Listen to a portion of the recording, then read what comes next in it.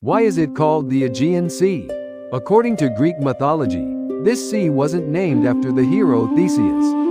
It was named after his father, Aegeus. When Theseus was about to sail to Crete to face the Minotaur, his father made one simple request.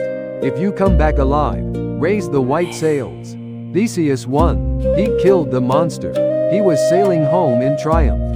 But he forgot the promise. The black sails were still up. Aegeus saw them from the cliffs, believed his son was dead, and threw himself into the sea. And from that day on, people called it the Aegean, named after Aegeus. So this isn't just a sea. It's a name that remembers not the hero's victory, but the misunderstanding that destroyed a father who was waiting for him. If you follow this story all the way through, you're not just learning where a sea got its name, because this myth starts like a hero's journey. But what it's really about is something else entirely. Waiting, dread, a single signal, a misread moment, and a truth that arrived too late. In other words, this is a myth that asks a very specific question. What is more dangerous than a monster? Not a creature with claws and teeth, but the human mind that sees an unconfirmed sign and convinces itself. The worst has already happened. Aegeus was never a king at peace. His life was built on fractures from the start. His father, Pandion II, was driven out of Athens and forced into exile. Aegeus wasn't raised in a stable royal court. He grew up as the son of a displaced king, always slightly outside the throne he was supposed to inherit. Eventually, he and his brothers fought their way back to Athens and reclaimed the city. He became king, but becoming king didn't end the anxiety. It just changed its shape. Because Aegeus had no children. In the ancient world, that wasn't just a personal sorrow. For a king, having no heir meant the throne itself was exposed. The dynasty had no future. And to make things worse, his brother Pallas reportedly had 50 sons. 50, which meant that if Aegeus grew old without a child of his own, the throne would naturally drift toward someone else's bloodline. The palace might have looked calm from the outside, but inside, the calculations were always running. So Aegeus went to the oracle at Delphi. He wanted to know if he would ever have an heir, if his line would continue.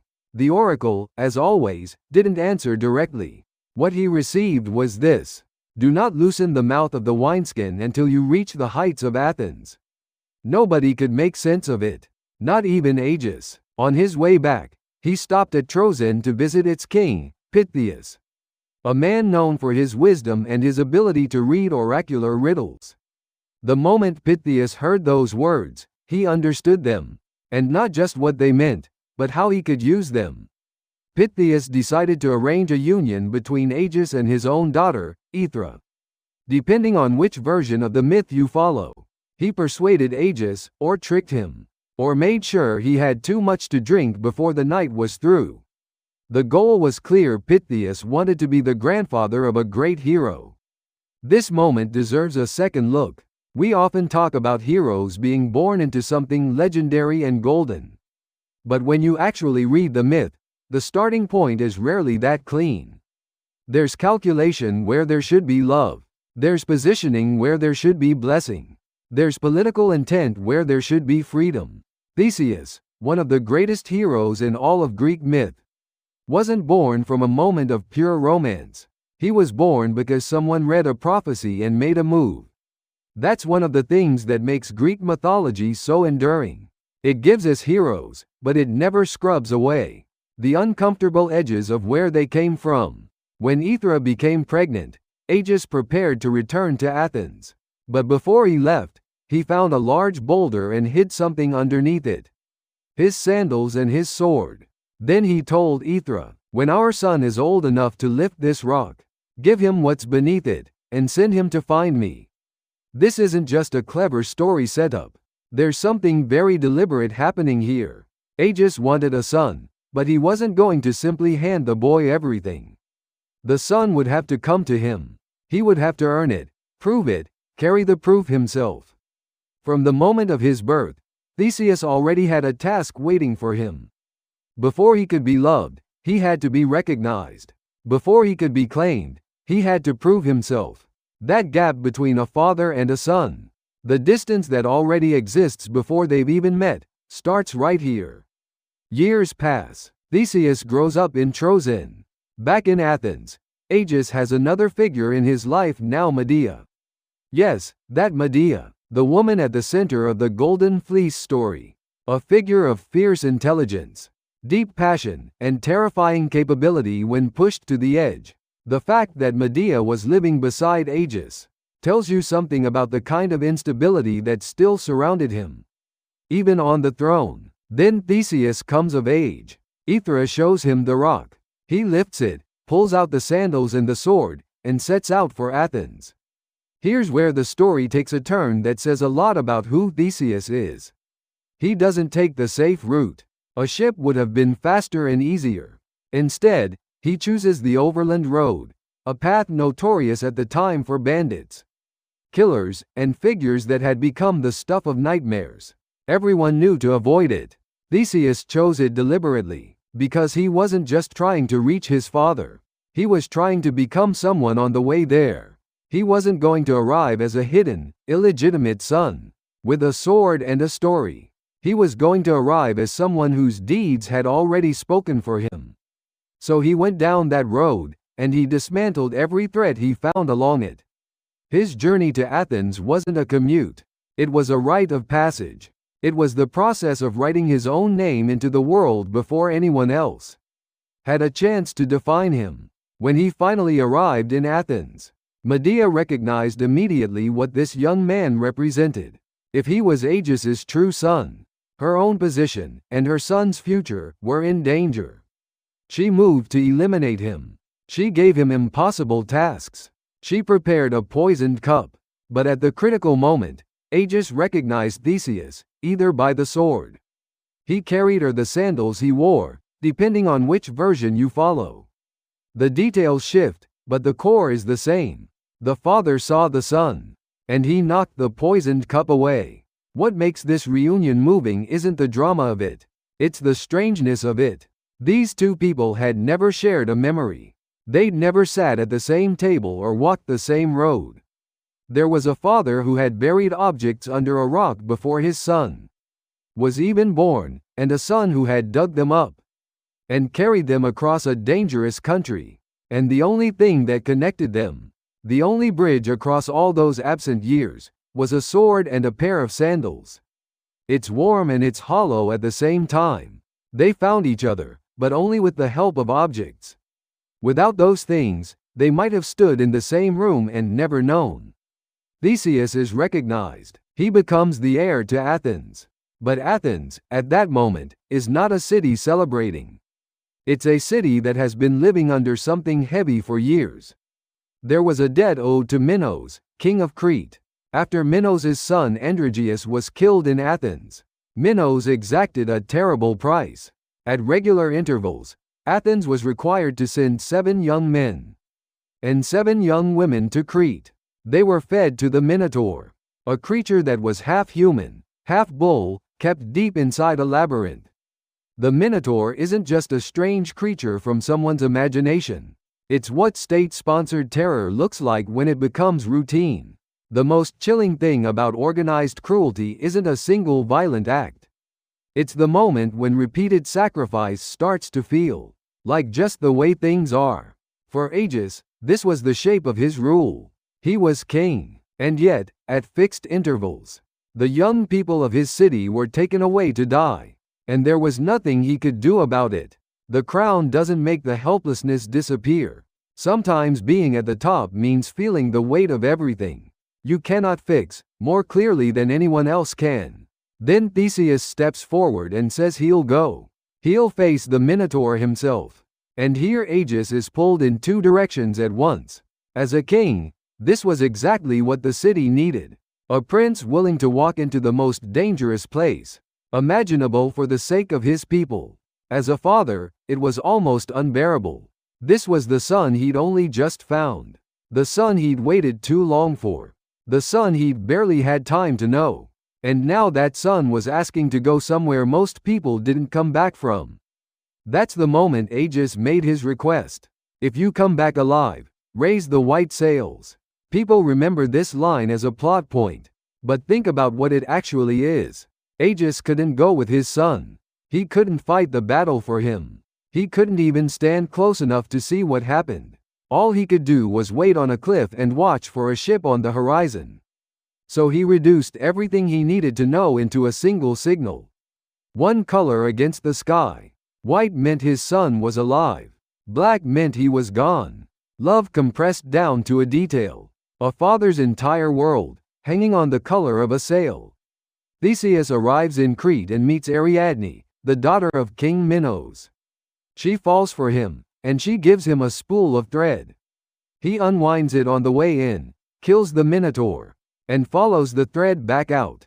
We remember this part so vividly that we can forget. There's a sharper edge still to come. On the voyage home, Theseus leaves Ariadne behind on the island of Naxos. The reasons differ depending on the source. Some say it was the will of the gods. Some say he changed his mind. Some say it was a political calculation. The point isn't to settle on one answer. What all versions agree on is that the hero, fresh from his greatest victory, does something that doesn't fit neatly into any idea of a perfect champion. He's brilliant and flawed, brave and capable of abandonment, all in the same story. Greek mythology never really lets its heroes be simple. The glory and the shadow live in the same person. And then comes the moment the whole myth has been building toward. Theseus forgets to change the sails. He defeated the Minotaur. He freed the young Athenians who would have died. He's coming home a hero. And the black sails are still up. Why? The myth offers a few explanations. The joy of victory. The chaos of the sea voyage. Distraction. None of them feel satisfying, which is probably the point. The reason doesn't quite matter. What matters is what it costs. Aegeus was standing at Cape Sounion, watching the water. A ship appeared on the horizon. He looked at the sails. They were black, and he believed his son was dead. This is where the myth stops being an adventure story and becomes something else entirely. Aegeus hadn't seen a body. No one had confirmed anything. He saw a color on a piece of fabric. From a distance, on a ship still moving toward the shore. And from that single signal, he drew a conclusion so total, so final, that he couldn't survive it. He went over the edge. And the ship kept coming. The truth was still on the water. Alive, intact, nearly home. But it didn't arrive in time. The despair got there first. Aegeus didn't die because of what actually happened. He died because of his interpretation of what happened. And his interpretation ran ahead of the facts. From that moment on, the sea bore his name. The Aegean. Not a name that celebrates a victory. Not a name that belongs to the hero who came home. A name that belongs to the father, who was waiting, and who didn't make it to the end of the wait. There's something almost radical about that choice of memory. We tend to assume that the person whose name survives is the one who won. The conqueror, the champion, the one who slew the monster. But this myth remembers it differently. Theseus killed the Minotaur. Theseus is the hero, and yet it's Aegeus's name on the sea. The center of gravity shifts entirely. The story stops being about who defeated the monster, and becomes about who was destroyed by a misread signal. And the moment that shift happens, the myth stops being a tale of triumph, and becomes something much closer to a study of the human mind. Because what this myth is really showing us is how often we collapse. Not under the weight of what actually happens, but under the weight of what we've already decided is happening. We do this all the time. A message doesn't come back quickly and we're already writing the ending. Someone's voice sounds slightly different and we're already building the case. A result hasn't been announced yet, and we've already lived through the worst possible version of it. The other person hasn't said a word, and we've already had the entire conversation in our heads, gone through every outcome, and arrived at devastation. Aegeus's black sails are an ancient symbol, but the feeling behind them is something most people would recognize immediately. And if you go one layer deeper, the myth is also about what happens between a father and a son, who never really had enough time together. Think about it. Aegeus missed his son's entire childhood. Theseus grew up without his father's presence, without ever learning the shape of his father's fears. They had bloodline, but they didn't have shared time. So Theseus may not have understood just how absolute that promise was to his father, how much weight it carried. And Aegeus may not have fully understood that this young hero, for all his greatness, was also young, impulsive, and capable of a very human kind of carelessness. The tragedy doesn't come from a lack of love. It comes from love that didn't have enough time to build understanding. When two people care about each other, but don't know each other's rhythms, they fill the gaps with imagination. And imagination, when it's driven by fear, tends to run toward the worst possible conclusion. That's the real danger in this story. There's no villain. No one picks up a weapon with intent. And yet everything falls apart. A family, a father, a city's sense of order. That's what makes the myth genuinely unsettling. It's also worth noting that this story never separates the personal from the political. Aegeus wasn't just a grieving father. He was a king. His death didn't just end a life. It created a vacancy, a moment of instability, a shift in power. Which means this myth is quietly pointing at something we often overlook. How frequently the course of entire civilizations gets altered, not by armies or laws or strategy, but by one private moment. One person's fear, one person's misreading of a single detail, one person who couldn't hold on for a few more minutes. Seen that way, Aegeus falling from that cliff isn't just a personal tragedy. It's a window into how the human world actually operates, at its most fragile, at its most decisive moments. And that's why the name feels so right. If this sea had been named after Theseus, we'd probably remember this as just another monster-slaying story. A hero, a labyrinth, a victory, a name on a map. The end. But it's named after Aegeus. And that changes everything about what the story is. It moves the focus away from the monster and onto the man who was waiting. Away from the sword and toward the signal. Away from victory and toward the unbearable cost of a promise forgotten. The Aegean Sea is named for a man who was destroyed not by what was true, but by what he believed was true, before the truth could reach him. The Minotaur lived in the labyrinth, but what killed Aegeus was something that lived outside it. Not the black sails, not the sea, the mind that saw an unconfirmed sign, and decided, with complete certainty, that it already knew the answer. Every time I think about this myth, I come back to the same question. Why do we believe the worst so easily? Why does love, the deeper it goes, make waiting more unbearable? And why do we so often finish the story in our own heads before the actual story has had a chance to end? Aegeus was a king in ancient Athens, but he's also one of the most recognizable figures in all of mythology. Because what he does at that cliff is something most of us have done in smaller ways. We see a sign. We decide we know what it means. We don't wait for the truth to arrive. And sometimes, we act on that decision before we should. The Aegean is still there. Every time someone looks at it on a map, or sails across it, or says the name out loud, they're touching something that carries all of that with it. Not the sea where a hero sailed home. The sea where a father couldn't hold on. And the myth is still asking its question. Are you looking at what's real? Or are you looking at the story you've already written about what's real? Are you waiting for someone, or have you already decided how it ends? Theseus killed the monster, but it's Aegeus whose name stayed. The son won the victory. The father left behind the sea. And what mythology understood, and still understands, is that what outlasts victory is never the triumph itself. It's the feeling it left behind. The grief that was one moment too early. The love that didn't quite make it to the shore. That's the Aegean, not a hero's sea, a father's sea, and it's still asking us something every time we look at it.